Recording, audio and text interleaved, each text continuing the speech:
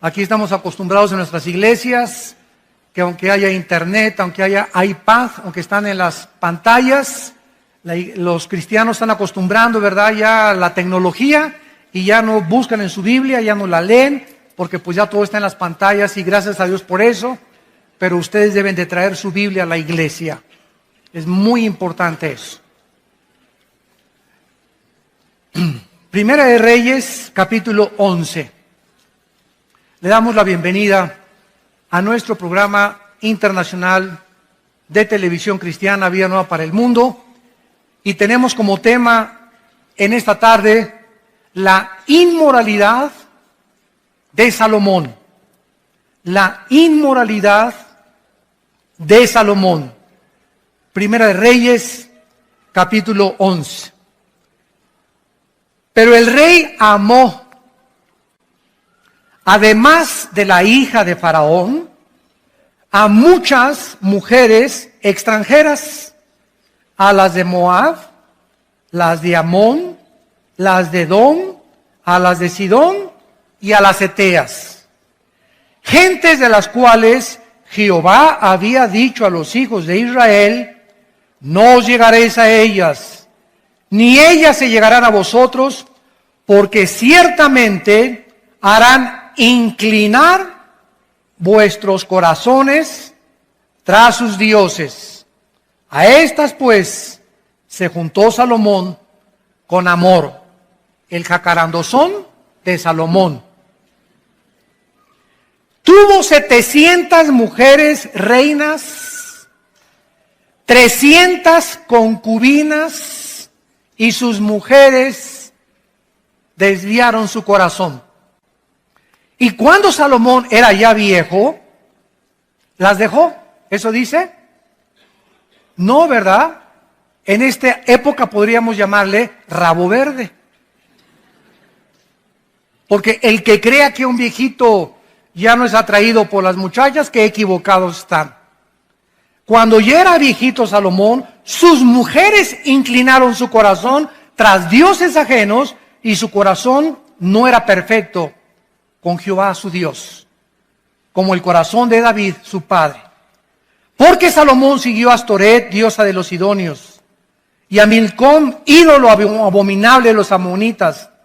E hizo Salomón lo malo ante los ojos de Jehová, y no siguió cumplidamente a Jehová como David su padre. Edificó Salomón un lugar alto a Quemos, ídolo abominable de Moab, en el monte que está enfrente de Jerusalén, y a Moloc, ídolo abominable de los hijos de Amón. Así hizo para todas sus mujeres extranjeras, las cuales quemaban incienso y ofrecían sacrificios a sus dioses. No cabe duda que una de las cosas más maravillosas que Dios nos ha dado es el sexo. El sexo es precioso, maravilloso, encantador, celestial, usado dentro de la esfera del matrimonio y nunca fuera del matrimonio. Dios ha puesto una limitación en todas las cosas que nos ha dado. Nos dice Dios: puedes dormir, pero no te pases de 8 horas. Puedes comer, pero ponle un cuchillo a tu garganta y no abuses de los alimentos. Puedes disfrutar el sexo, pero solamente te permito usarlo dentro de la dimensión para lo cual lo diseñé y dentro de la esfera donde el hombre es responsable de la mujer y la mujer es responsable de dejarse tocar solo por su marido. Cuando nosotros nos salimos de las limitaciones y de las prohibiciones que Dios ha establecido en su palabra, acarreamos sobre nuestra vida destrucción, amargura, tristeza, lágrimas y maldiciones inimaginables. Si una persona busca el placer continuamente sobre Dios, sobre su familia y responsabilidades, entonces el placer se convierte en un monstruo que acaba devorándonos. Y es un placer que estás alimentando y alimentando con la pornografía, o con viendo a las mujeres, o desnudándolas de los ojos, de los pies arriba, etcétera, etcétera. Pero cuando te das cuenta, hay un monstruo dentro de ti ya, que te tiene totalmente atado y dominado, y que posiblemente sea la causa por la cual Dios ha impedido las bendiciones sobre tu vida. De la misma manera, las riquezas y el lujo no son pecado. No es pecado ser rico, ni ser millonario, ni tengas envidia porque un hermano llega en un Mercedes-Benz, o porque un hermano llega en un BMW, o porque alguien trae un Ferrari. Si la envidia fuera tiña, como dice el dicho mexicano, ¿verdad? ¿Cuántos estarían tiñosos? Sin embargo, hay muchas personas que tienen el derecho de traer un Mercedes-Benz y un carro. ¿Por qué? Porque en la misma proporción le dan a la obra de Dios. Porque no solamente los ricos son avaricientos, sino que hay pobres que son peor de avaricientos y de codiciosos que los mismos ricos. Entonces la avaricia y la codicia no solamente es de los ricos, también es de los pobres. Es que yo no tengo para darle para Dios, eres un codicioso y avaricioso, y como dijo don Teofilito, y ahí te quedarás en la mediocridad, porque no has entendido que al darle a Dios, Dios te puede bendecir y multiplicar la cosecha. Pero por tu incredulidad y tu avaricia, no puedes jamás llegar a comprarte más que tu bochito que traes. Y aunque no es pecado tampoco, ¿verdad?, traer bochito, no tengas envidia de los que tienen un carro o una casa más lujosa que tú. Hay millonarios en Estados Unidos que gracias a ellos ganan $1 millón al mes y dan 600, 700 mil dólares al mes a los misioneros y a las iglesias en el mundo entero, y viven con 300 mil dólares al mes. Y como ve Dios que le dan más del diezmo y más, y el dinero no lo guardan y lo guardan y lo guardan y lo guardan, Dios los sigue bendiciendo, porque Dios está buscando instrumentos a través de los cuales canalizar sus bendiciones al mundo.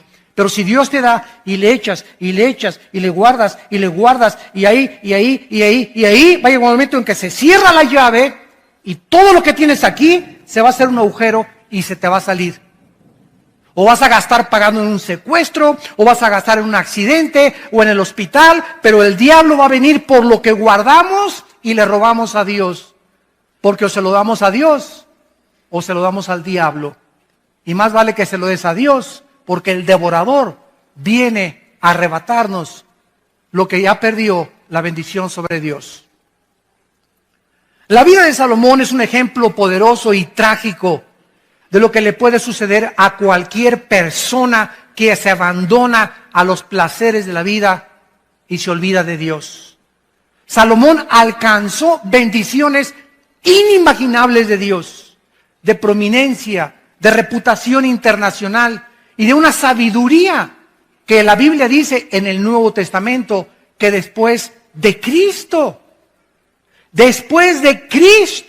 el hombre más sabio que ha existido desde Adán y Eva se llama Salomón. Pero los placeres y el lujo acabaron con los talentos y los dones que Dios le dio a Salomón, y comenzaron poco a poco a minar su corazón hacia Dios, a debilitar más y más su carácter, acabando por destruir su vida espiritual. Vamos pues a nuestro pasaje y vamos a analizar en primer lugar las dos principales causas de la caída de Salomón. Y antes les recuerdo lo siguiente. El hombre más sabio de la historia, Salomón. Y el hombre más fuerte de la historia no fue Charles Atlas ni Rambo. Fue Sansón. Al hombre más sabio de la historia y al hombre más fuerte de la historia los derrotó una mujer. Y las mujeres, por otro lado, se podrán dar cuenta el poder tan grande que existe en ustedes sobre nosotros. Una mujer derrotó a Sansón, Dalila, tu sobrina, y a Salomón, no solamente una, ¿verdad?, sino que se sirvió con la cuchara grande, como lo vamos a ver. Bueno, dice aquí en el versículo 1, el rey Salomón amó, además de la hija de Faraón, o sea que tenía corazón de condominio. Además de la hija de Faraón, y había mucho en aquel tiempo de matrimonios políticos. Los reyes muchas veces se casaban con la hija del rey de Francia, con la hija del rey de Inglaterra, o con la hija del rey del Líbano, etcétera, etcétera, para hacer en aquel tiempo alianzas políticas. Y muchos matrimonios eran forzados. Solamente se casaban, ¿verdad?, por mantener una alianza política y unirse política y diplomática y económicamente como naciones. Salomón, además de la hija de Faraón, amó a muchas mujeres extranjeras de Moab, de Amón, de Edom, de Sidón, a las Eteas. En el libro de Éxodo capítulo 34,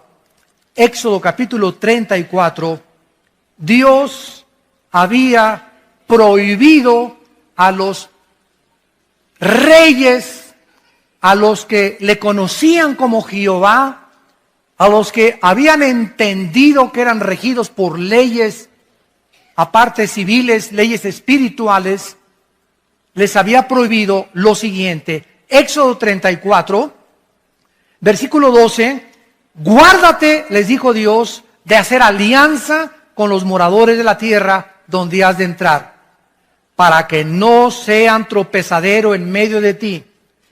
Derribaréis sus altares, quebrantaréis sus estatuas y cortaréis sus imágenes de acera, porque no te has de inclinar a ningún otro Dios, pues Jehová, cuyo nombre es celoso, Dios celoso es. Por tanto, no harás alianza con los moradores de aquella tierra, porque fornicarán en pos de sus dioses y ofrecerán sacrificios a sus dioses y te invitarán y comerás de sus sacrificios, tomando de sus hijas para tus hijos y fornicando sus hijas en pos de sus dioses. Harán fornicar también a tus hijos en pos de los dioses de ellas. Dios establece un principio espiritual inexorable e inquebrantable también en el Nuevo Testamento, en 2 de Corintios capítulo 6. Para que no diga alguien, eso fue para el pueblo de Israel en el Antiguo Testamento. Dice Pablo en la segunda carta a los Corintios capítulo 6, versículo 14 en adelante: no se unan en yugo desigual con los incrédulos. Porque ¿qué compañerismo tiene la justicia con la injusticia? ¿Qué comunión la luz con las tinieblas? ¿Qué concordia, o sea, qué acuerdo? ¿Qué sinfonía es la palabra en el griego sinfonesis? Se tradujo concordia. ¿Qué sinfonía hay cuando llega la banda de Huipanguillo a tocar con la Sinfónica Nacional de México?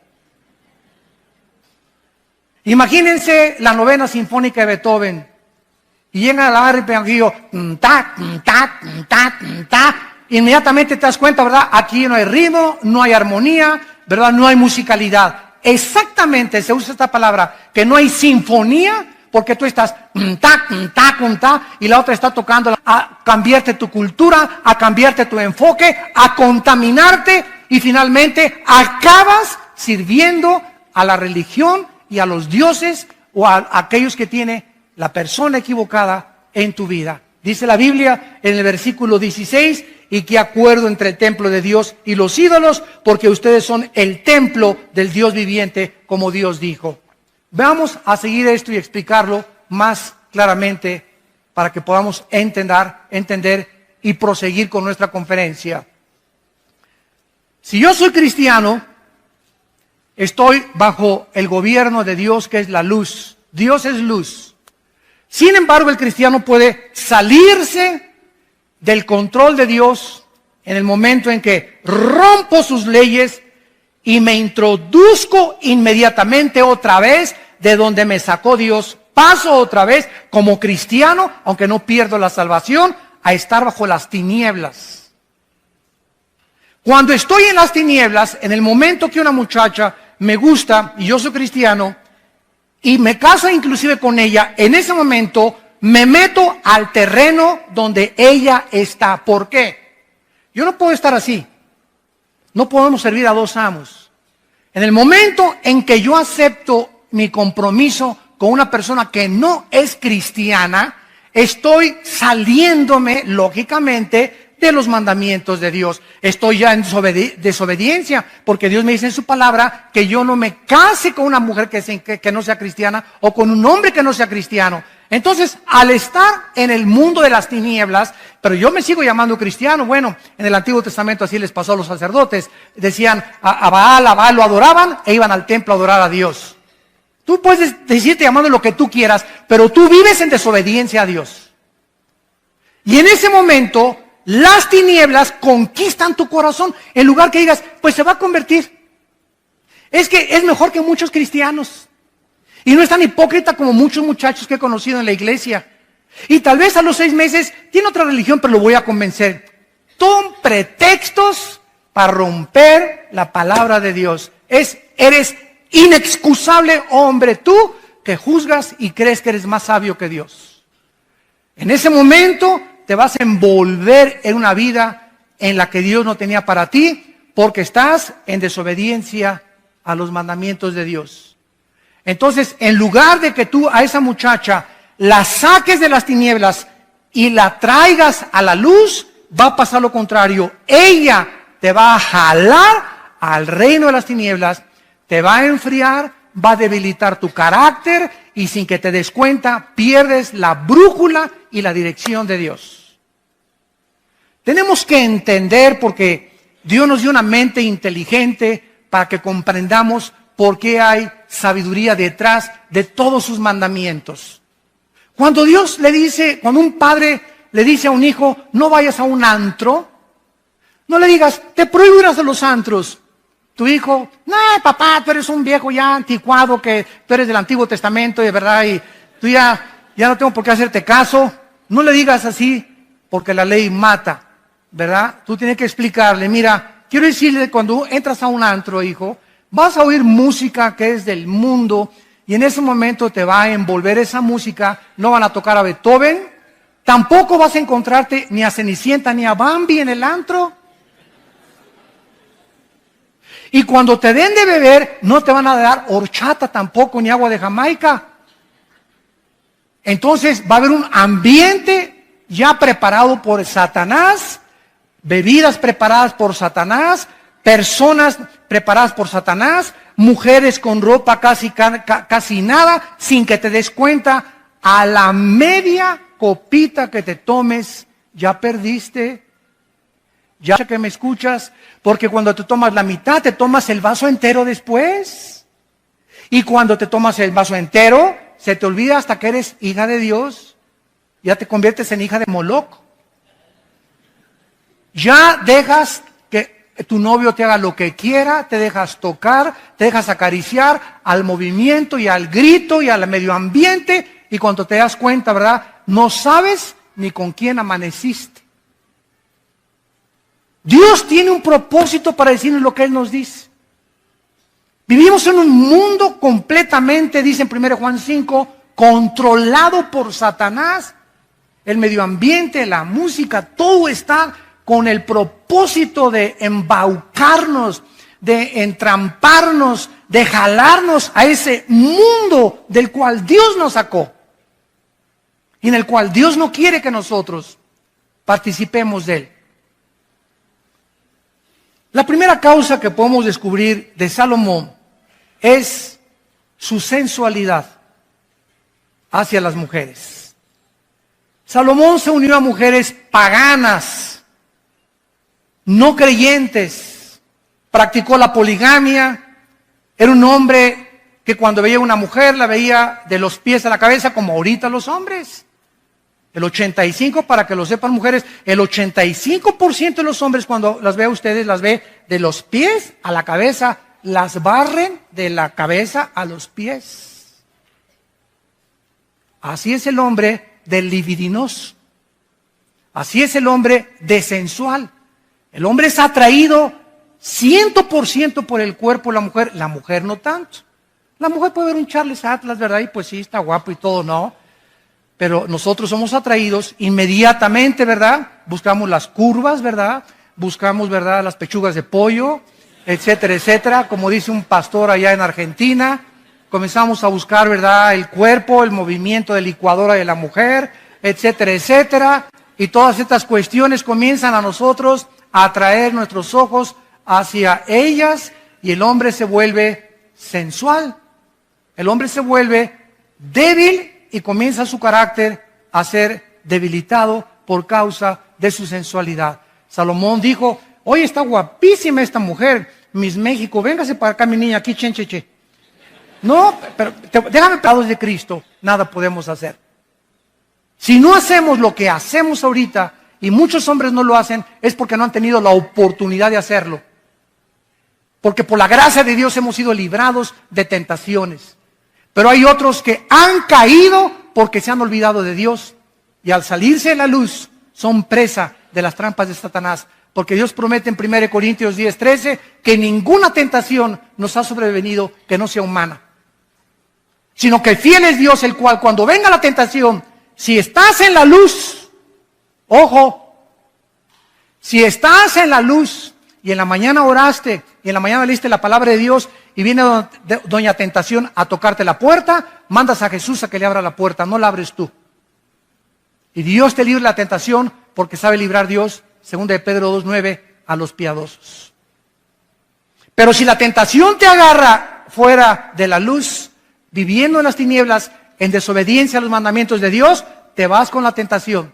Así, por más santo y más espiritual que te creas, la carne es débil, débil, débil, débil, débil. No juguemos con doña Coqueta. Vemos pues que Salomón desobedece estas leyes de Dios y además vean estas frases en el versículo del 2 al 4. Versículo 2, regresamos a 1 Reyes 11, le dice Dios, harán inclinar tu corazón. Versículo 3, desviarán tu corazón. Versículo 4, inclinarán sus mujeres tu corazón. Versículo 4, su corazón finalmente no era perfecto para con Dios. Vamos a explicar esto. El corazón en la Biblia se traduce en el hebreo con la palabra lev. L de Lola, E de Enrique, B de Víctor. Lev. En el Nuevo Testamento es la palabra cardios con K. De ahí viene la palabra cardíaco o cardiovascular, etcétera, etcétera. Entonces, la palabra corazón significa el asiento de mis emociones, de mis sentimientos, de mi voluntad y de mi intelecto. En el momento en que mis emociones son atraídas por otra persona que no es mi esposa, o por un muchacho que no es cristiano, o por una muchacha que no es cristiana, mis emociones son infectadas. Mis sentimientos me comienzan a engañar porque engañoso es el corazón más que todas las cosas. ¿Quién le conocerá? Y una vez que estás debilitado emocionalmente, debilitado sentimentalmente y debilitado emocionalmente, caes fácilmente y tu corazón acaba apartándose de Dios. Le das a esa mujer el lugar de Dios, la conviertes en una diosa, conviertes en ese hombre en un dios. ¿Quién es un ídolo? Cualquier cosa que nos robe los afectos, nuestro tiempo y nuestra devoción a Dios. Puede ser el fútbol, pueden ser las mujeres, puede ser tu amante, puede ser tu esposo, puede ser el dinero, puede ser el placer, cualquier cosa a la que yo le dé más tiempo, más devoción y más dedicación que a Dios es un ídolo. No solamente una estatua a la cual me inclino, algo que ha robado el primer lugar de Dios en mi corazón. En segundo lugar, vemos nosotros que aparte de que el corazón es el centro de nuestras emociones, en el libro de Oseas, en el Antiguo Testamento, capítulo 7, versículo 9, dice la Biblia: devoraron extraños su fuerza, y él no lo supo. Canas le han cubierto, y él no lo supo. ¿Cuál es el mensaje aquí del Espíritu Santo? Bueno, a veces llegamos al espejo y, caray, no me había visto esta cana. Caray, aquí tampoco esto. Y pasan 3 meses, caray, estoy lleno de canas. Y nunca supimos cuándo comenzaron a salir las canas, ¿no es cierto? Salieron imperceptiblemente. Dice la Biblia que las fuerzas también las comenzamos a perder imperceptiblemente. Las mujeres comienzan a debilitar tu fuerza y te comienzan a debilitar tu carácter, comienzan a infectar.